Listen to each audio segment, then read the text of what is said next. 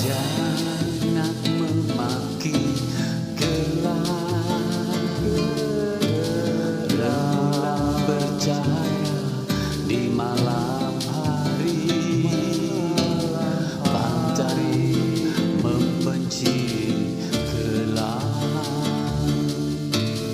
Kilau bintang di malam hari, gelap. Bismillahirrahmanirrahim. Pemirsa tercinta yang dirahmati Allah, Tuhan Yang Maha Esa, bersua kembali di kanal Hikmatologi, monolog sederhana mengajak diri kita masing-masing berpikir kian melembut, cerdas, dewasa, bijaksanakan hati nurani, berdasar kitab suci agama kepercayaan yang kita yakini. Tentu saja upaya serius terus-menerus tak kenal putus, menghayati, mempedomani, mengamalkan, sembari terus-menerus mengaktualisasi, menginovasi dalam manifestasi penerapan nilai luhur Pancasila, niscaya dalam kehidupan sehari-hari.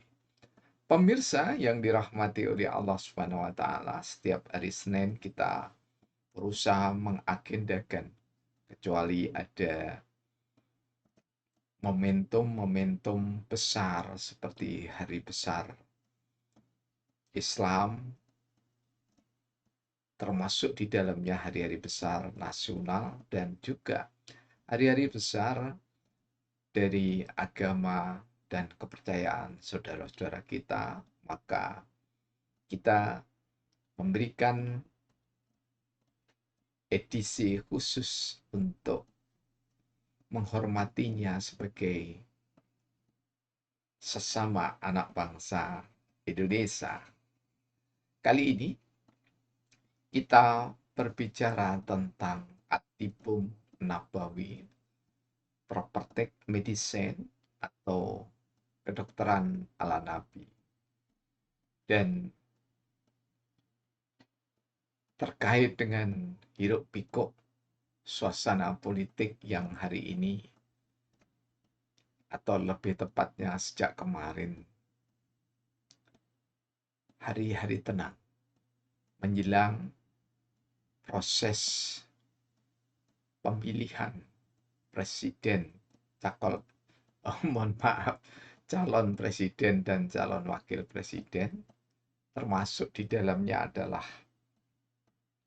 pemilihan anggota legislatif dan DPD.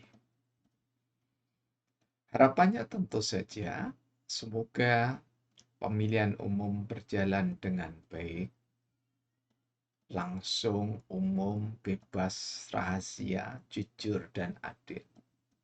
Sebenarnya hanya ini yang sejak dulu digaungkan, terutama di masa-masa Orde Baru, karena memungkinkan hal tersebut bisa diwujudkan, apalagi di era sekarang, di mana jejak digital masing-masing orang mudah untuk dikenali kembali. Karena itulah kami angkat tema yang berkaitan dengan sakit, penyakit, namun seringkali yang sakit, yang berpenyakit tidak merasakan bahwa dirinya sedang sakit. Itulah penyakit hati. Kalau kita rujuk dari karya-karya ulama salaf seperti karyanya Imam Ghazali, Pertalian dengan Rahasia Hati, atau yang modern, berjudul juga Tasawuf Modern, karya dari Profesor Dr. Buya Hamka, seorang tokoh dari Minangkabau, keluarga besar Persikatan Muhammadiyah, sekaligus pernah menjadi ketua Majelis Ulama Indonesia yang berseberangan dengan pemerintah yang dipimpin oleh Soekarno ketika itu. Namun beliau hingga saat ini dicintai oleh seluruh anak bangsa tak terkecuali Muslim, tetapi seluruh umat manusia yang pernah mendengarkan tausiahnya, dialog-dialognya, membaca karya-karyanya, sungguh sangat mempesona. Beliau tidak saja ahli tafsir, ahli hadis, mufasir dan muhadisin, tetapi juga beliau dikenal sebagai seorang sastrawan yang sangat piawai. Ada karya monumentalnya antara lain Di Bawah Lindungan Ka'bah, Tenggelamnya Kapal Van der Wijk, dan seterusnya. Nah, pemirsa, kalau kami mencoba membaca ulang karya kami bersama, kami sengaja siapkan, tapi tentu saja tidak akan kami baca satu demi satu. Ini adalah karya kami, di mana guru kami yang menjadi panglimanya, pendekarnya, ya, menjadi motor penggeraknya untuk menyusun indeks Al-Quran, cara termudah dan tercepat mencari ayat melalui terjemahan. Ketika itu masih belum banyak ya, cara untuk mendapatkan ayat, apalagi seorang mubaligh gitu ya, untuk lebih cepat. Apalagi jika orang-orang pendidikan tinggi umum seperti kami. Karena itulah inisiatif dari guru kami, dosen kami di Universitas Brawijaya Malang, yaitu Haji Kusnadi. Kemudian juga ada teman kami, Dr. Ahdiat Agus. Jadi kalau Bapak Kusnadi almarhum, ini ketika di Unpad mengambil program doktoral, nilainya semuanya sama. Jadi tidak ada huruf B satupun, apalagi C. Semua hurufnya A. Jadi indeks prestasinya, IP-nya itu hanya 4 saja. Sempurna. Kemudian Dr. Ahdiat Agus ini masih bersama kita di Kota Malang ini. Kemudian ada Bapak Dr. Andes Wahyudi. Ini adalah rekan-rekan kami. Kemudian kami sendiri, Indarwanto, waktu itu masih doktorandes sarjana hukum dan Bachelor of Art ya, BA. Kemudian Rasidi ini adalah seorang lulusan dari IAIN, kemudian menjadi murid di program pasca sarjana. Jadi ini adalah karya guru, murid, rekan yang berkolaborasi. Ya. Terbit tahun 2004, sempat booming di Gramedia seluruh Indonesia, diberikan pengantar oleh Profesor Dr. Imam Prayogo yang pernah menjadi pembantu rektor di Universitas Muhammadiyah, sekaligus juga beliau adalah rektor yang paling monumental di Institut Agama Islam Negeri. Ini namanya lupa karena sering ganti di Kota Malang yang jelas ya. Karena itulah kami sebagai ungkapan terima kasih, kami membacanya ada 100 lebih kata hati yang bertalian dengan penyakit. Dan di depan kami tadi mengatakan bahwasanya hati ya, yang ada di dalam diri kita itu ketika berpenyakit itu nyaris bagi orang yang tidak ada gurunya secara spiritual, jadi secara tasawuf tidak ada gurunya, maka ada kecenderungan penyakit itu makin lama makin tidak terasa. Setidaknya 2 penyakit utama, yakni adalah kebodohan, dan kesombongan. Belum lagi anak pinaknya itu menjadi dengki, ya, pemarah, dan yang lain. Tapi kita ambil dua hal ini ya dari sabda Rasulullah yang terbaran ya. Di mana orang yang bodoh itu dia tidak mau tahu tentang saran orang lain. Ulama sekalipun, bukan saja ulama, ada barisan ulama memberikan saran, orang yang bodoh tidak mau tahu. Acuh tak acuh. Dia tidak bergeming dengan pendapat. Karena ya inilah, sejak dulu ya inilah saya. Itu ciri orang yang bodoh. Penyakit hati yang bertalian dengan bodoh itu berhimpit dengan sombong. Orang yang sakit hatinya dengan kesombongan, yakni dia merasa paling benar.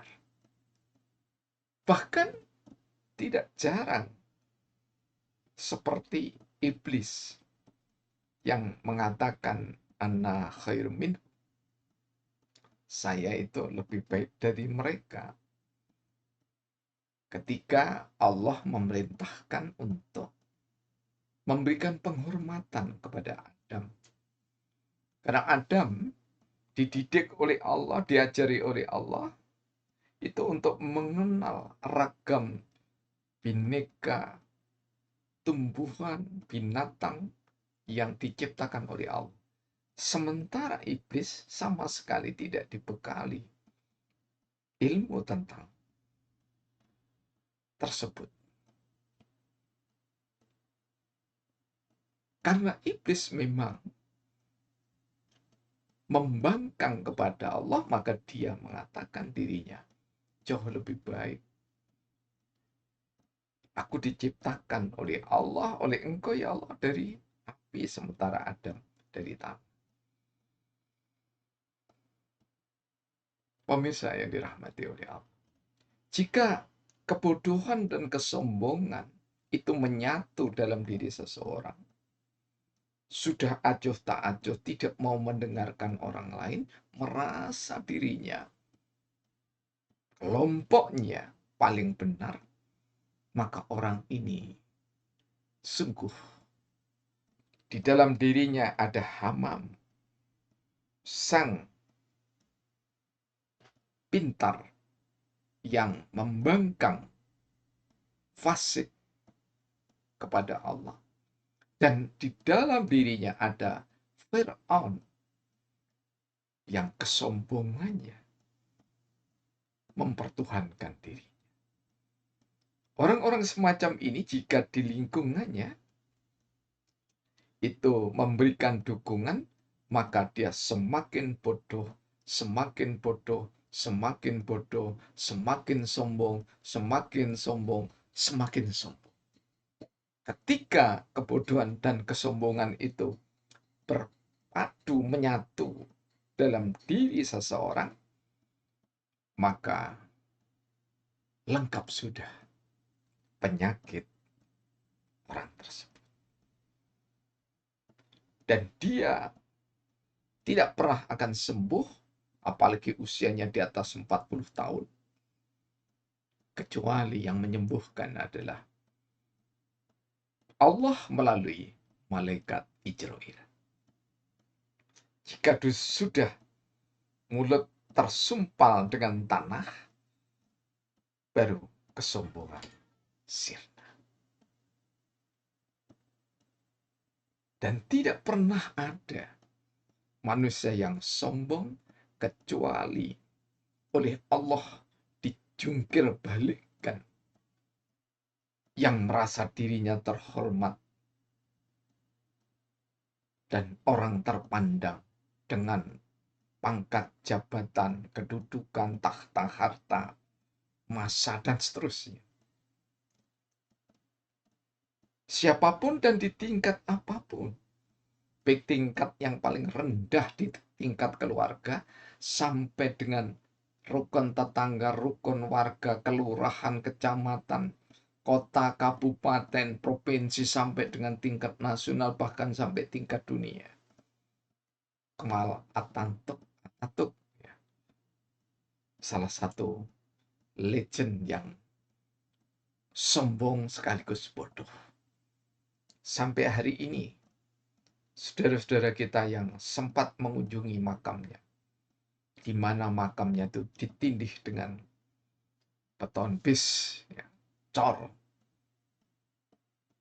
yang ketebalannya lebih dari 50 cm, karena tanah tidak mau menerima jasadnya.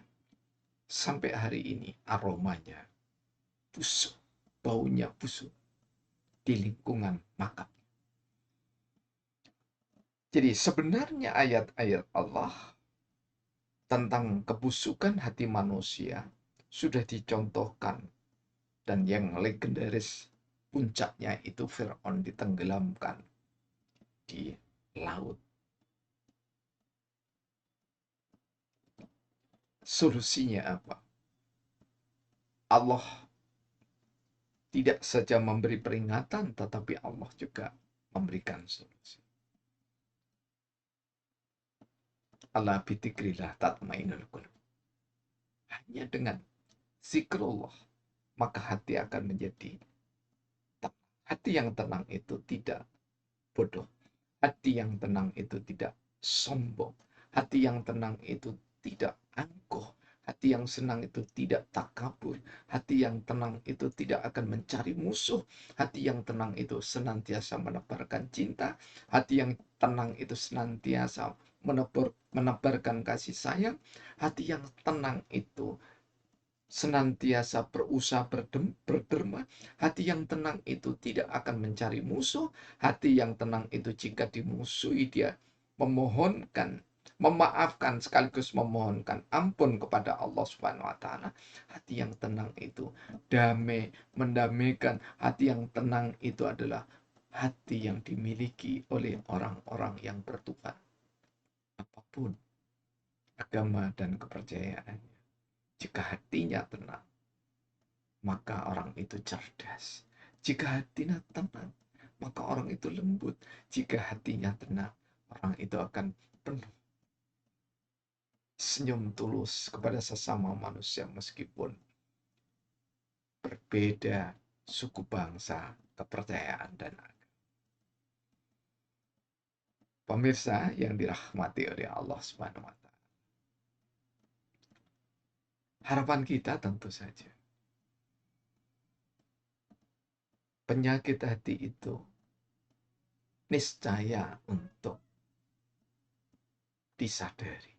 Dan penyadaran pertama sebelum orang itu sakit hati dengan kebodohan dan kesombongan, apalagi berpadu sombong dan bodoh,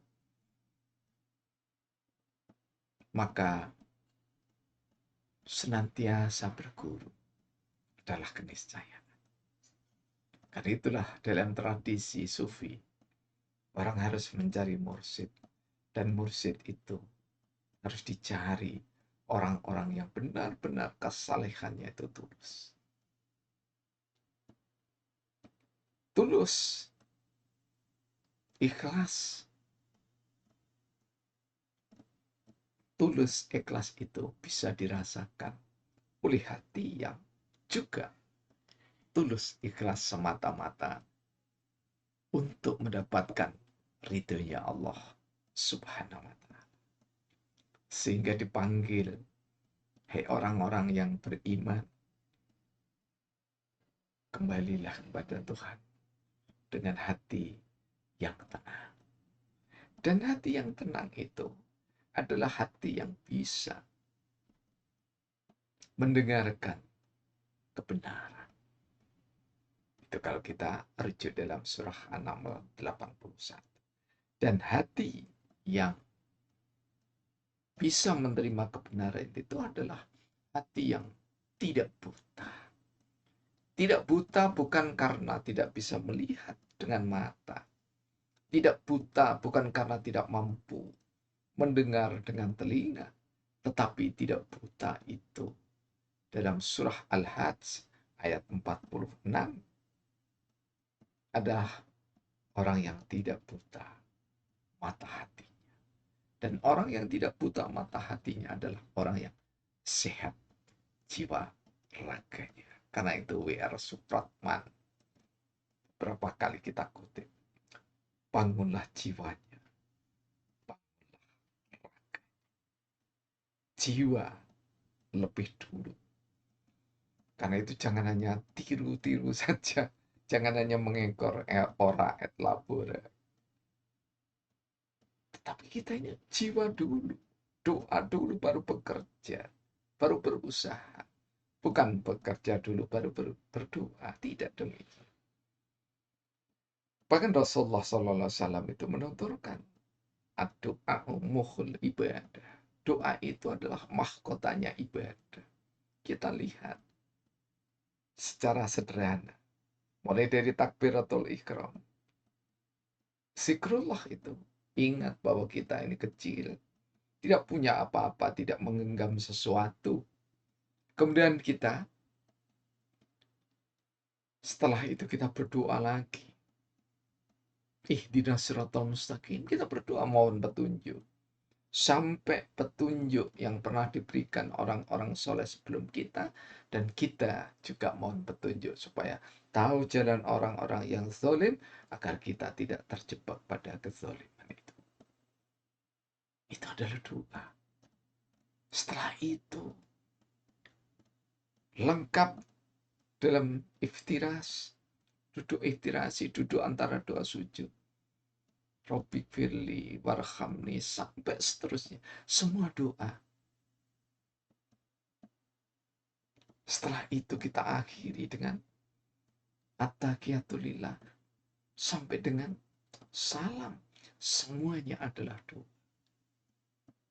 Dan Rasulullah SAW bersabda bahwa ketika orang mengucapkan salam, maka salam orang itu dalam satu diri, maka harus mampu menyelamatkan 40 kepala keluarga yang mengitari rumah tangga seseorang itu.